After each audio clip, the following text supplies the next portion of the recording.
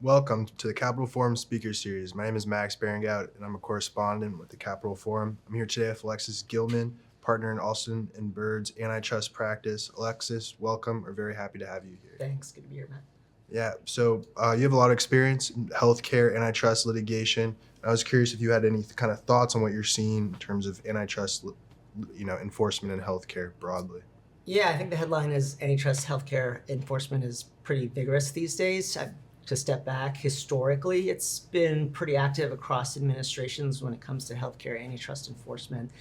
If you look at the FTC over time, haven't seen data for the last couple of years, but historically, nearly half of the FTC's enforcement actions come in healthcare, whether that's hospitals, medical devices, pharma, life sciences, and both on the merger, non-merger side combined. So pretty active historically, and I think we're seeing the same thing under the current administration.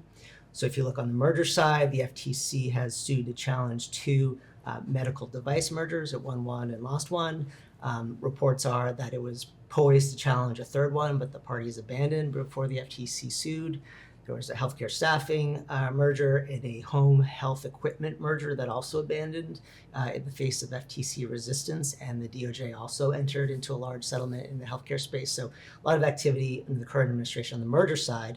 And then if you look on the non-merger side, you see a lot of activity as well. So last April, the DOJ secured its first criminal conviction for wage fixing in the healthcare industry. You have the FTC settling with one of the parties in its big PBM case.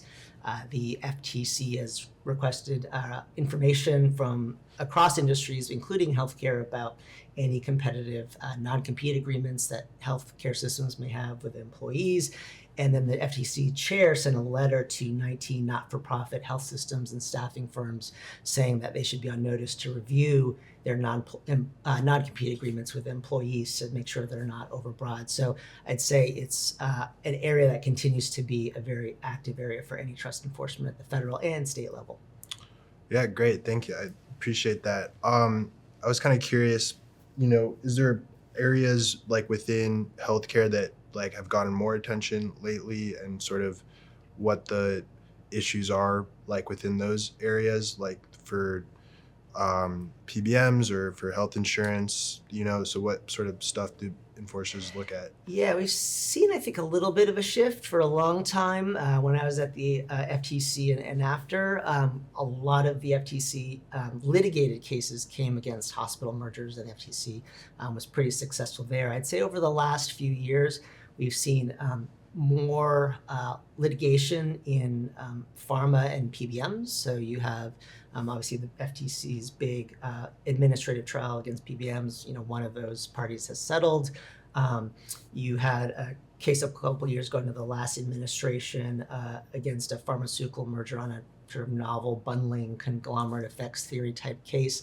And I'd say in the last couple years, under the current administration, we've really seen a focus on medical devices. I mentioned two FTC challenges and a third that was seemingly likely, apparently, according to reports. And that represents, about half of the cases that the Trump-Vance FTC has filed. So I'd say medical devices is an area of focus these days. And what were the sort of theories of harm that the FTC brought to those two cases that they brought? Yeah, we've seen a mix of traditional theories of harm and I'd say more novel theories of harm. So in one of those cases, we had a very traditional structural case where the FTC alleged that the two companies were the number one and two in a very defined narrowly market. And in that market, the FTC alleged that those medical device coatings had a over 50% market share, and that would result in higher prices, lower quality, less innovation. It was a pretty standard theory. In that case, though, the FTC denied the FTC's request for a preliminary injunction, saying that their market shares were overstated because they were sort of backward looking at revenues under long-term contracts and hadn't really focused on more recent competitive opportunities where the party's presence was a lot smaller. And the other big factor in that case was the court said the parties had put forward a divestiture of assets that was sufficient to remedy any potential harm. A very traditional case in a lot of ways. The other case was a more novel theory. It involved two companies merging who had two products in development for pipeline products. So we're on the market. There was no prices out there the FTC could examine, but the FTC alleged really a harm focused on innovation harm that combining these two, the only two developing this medical device would harm competition, innovation, lower quality, and said potentially would result in higher prices. Usually price is the lead theory of harm in a merger case, but here, because you have products in development, price couldn't be or wasn't kind of the key theory. It was really the harm to innovation. In that case, the court did enjoin the transaction, saying it did see likely harm in non-price competition, so competition to research, develop, and ultimately commercialize these products. So this was the first time a court had ever enjoined a merger based on two products that were both in development. Usually you'd see a case where one product was on the market, the other was in development. There you could see a potential competition harm. Here it was really two products in development competing to innovate. So a pretty important case. So a very good mix of traditional and innovation theories.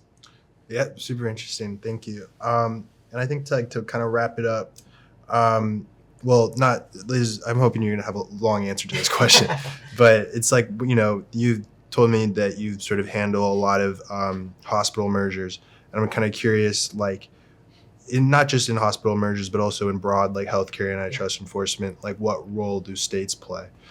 Yeah, states have played a big role in antitrust enforcement broadly for a long time, and healthcare, specifically hospital mergers in particular, for a long time. In hospital mergers, you're typically dealing with local markets. So the FTC likes to have a state AG partner working with them on the investigation and any litigation. And likewise, state AGs have an interest in examining the effect of local market transactions, and hospitals tend to be very large employers in states and communities, so the AG often takes an interest in those cases. So for a long time, AGs have partnered with the FTC on their hospital merger investigations, and a lot of times they join the FTC in their complaints.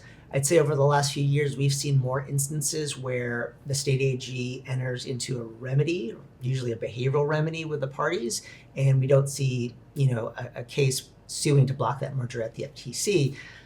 Unclear in some instances whether the FTC walks away and the state says we need some kind of remedy and is willing to enter a behavioral remedy, or on the flip side, the state AG enters into the remedy and the FTC decides, well, enough is done here. We don't want to take this to case in the face of that remedy. But you really do see state AGs in healthcare and across the board really independently bringing their own cases, independently settling cases through remedies where the FTC or the DOJ might not be involved. I think there has been a shift there too, even in the last few years. I think a decade ago, you'd only see really the big states involved in some of these litigated merger transactions in healthcare and otherwise, the New Yorks, Floridas, Illinois, Ohio, California, the big states bringing cases. Now I think we see a couple things. We see a lot of those states doing their own thing, bringing their own cases where the FTC or DOJ hasn't acted. But we're seeing more and more states get involved in antitrust cases. States are building out their antitrust staffing. Some have even hired in-house economists. And you look across not just healthcare, but tech and other industries, you really see almost virtually every single state has joined an antitrust case on its own and bringing their own cases and settling cases on their own. Yeah, and just very quickly, do you submit filing to the states individually? Does that process change, or has that changed? So more and more states are passing their own pre-merger notification laws. So I think that's another reason why we're going to see more and more state involvement in antitrust, especially in healthcare, where some of those state laws are focused on healthcare specifically, or maybe where private equity is investing in healthcare. Some are across the board in whatever industry if there's a sufficient nexus to the state. But I think these state notification laws are really going to give states even more of an opportunity to examine transactions in their state and potentially take enforcement actions. Well, thank you so much. I really appreciate you being here. It's been great talking to you. And yeah, thank you for joining the Capital Forum Speaker Series. Great. Thanks for having me. We appreciate it. Thanks.